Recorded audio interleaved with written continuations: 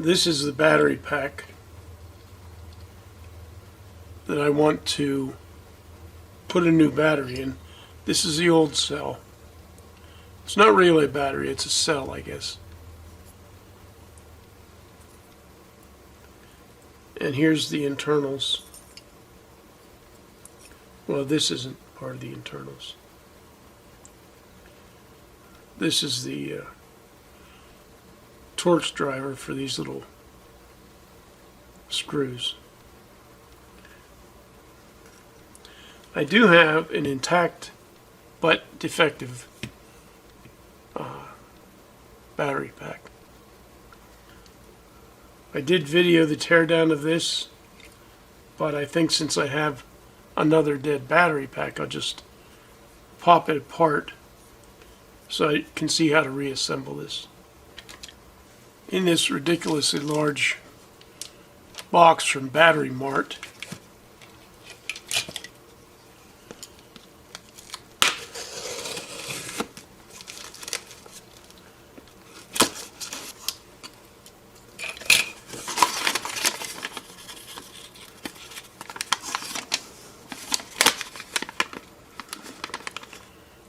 I ordered a 2,600 milliamp hour, 25 amp, 18650 cell, even though they call it a battery.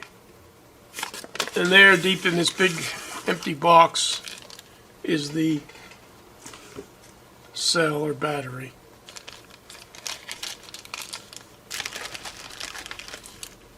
This is the cell I intend to replace. It looks identical.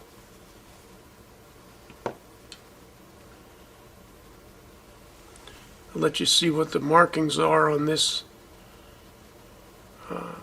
cell that was in the battery pack.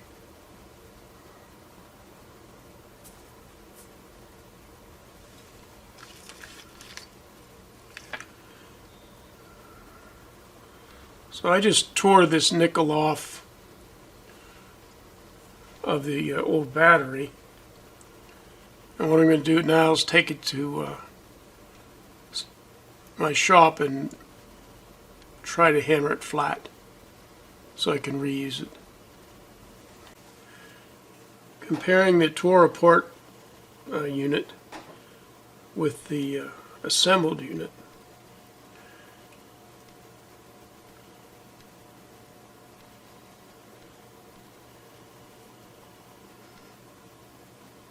it appears that the positive electrode, or the positive side of the battery, and the spot weld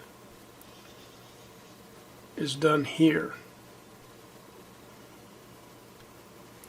Notice I have one long side of this black spacer.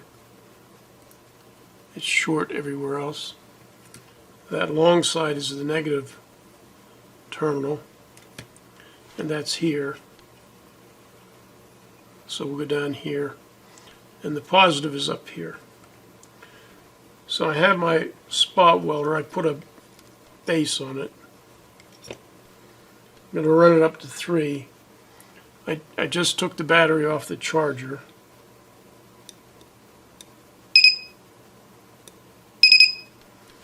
There's 3.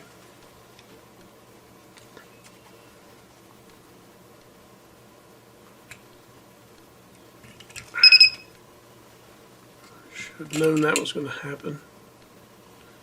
With everything held together temporarily with electrical tape, and I have a knob and a roll of solder, and this. Welder's set to 3.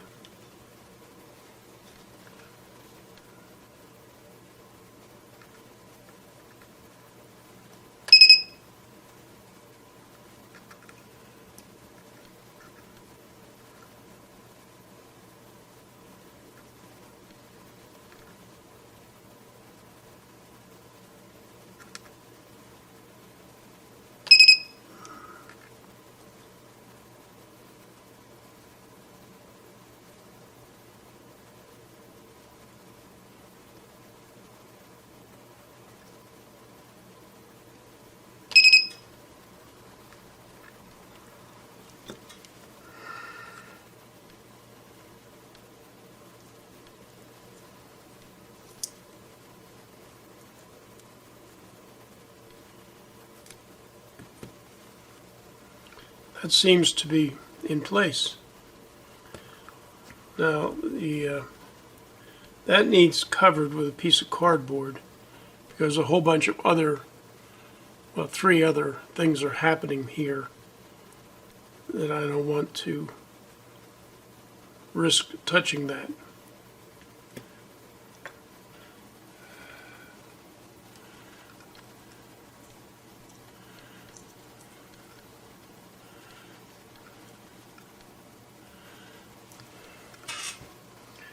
It apparently goes, makes no attachment, it just lays up here.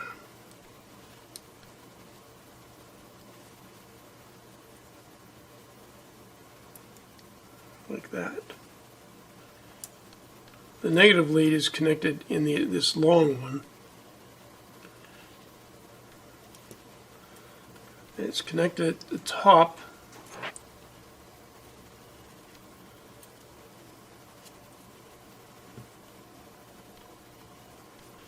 It's connected at the top like this.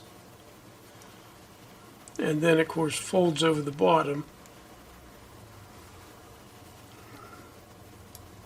And gets welded.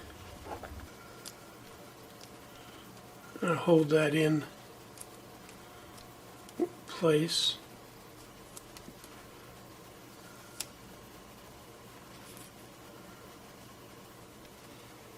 Now my stand isn't going to work so well, and I've got a charged battery, so I can't take a risk of discharging it.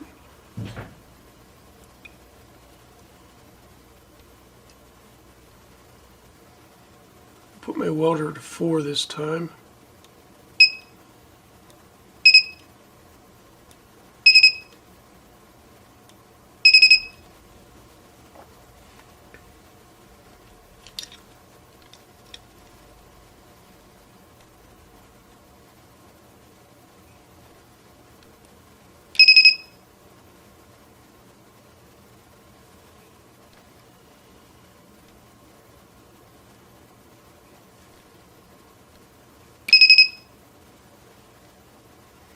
And I'll try 5, just for no good reason.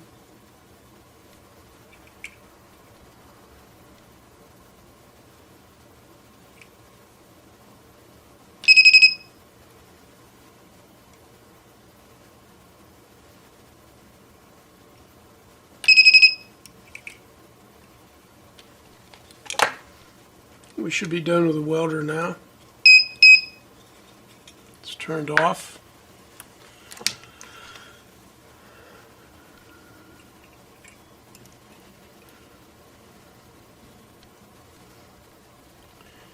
And lastly, this little fellow hooks over here.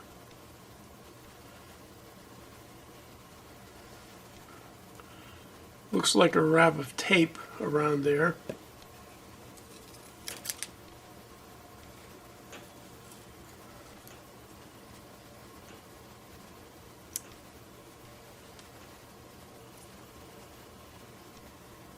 And this thing is to lay here.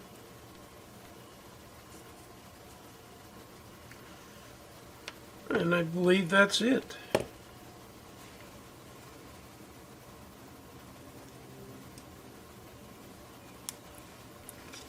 one right here.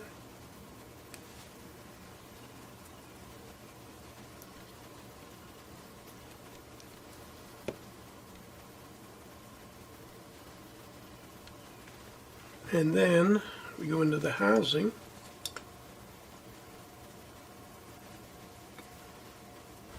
Spring goes on this little tab here, right there.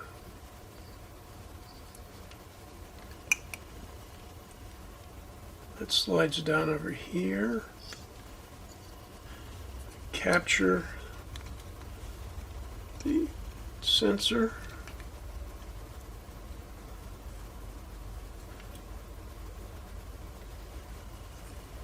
And there we go. And what we have is a sliding door here.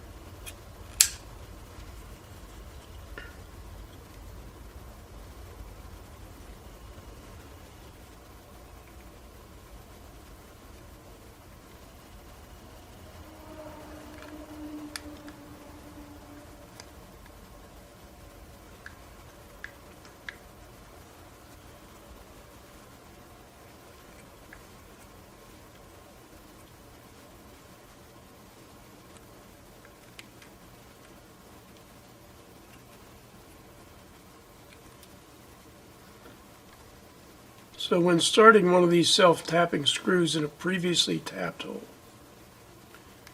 what you need to do is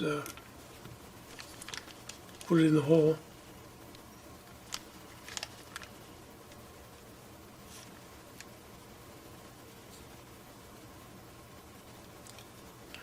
Turn it backwards till you feel the threads fall into the old thread. There we go. That way I can turn it without making new threads in the plastic.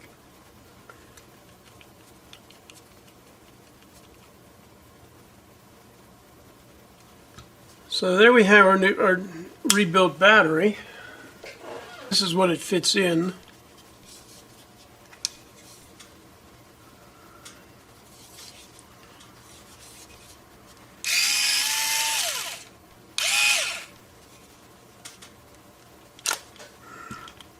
Put the rebuilt one in.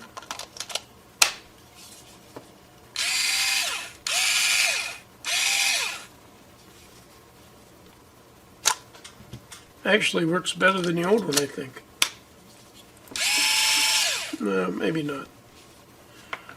Alright, so for $10, if we ignore the cost of the battery,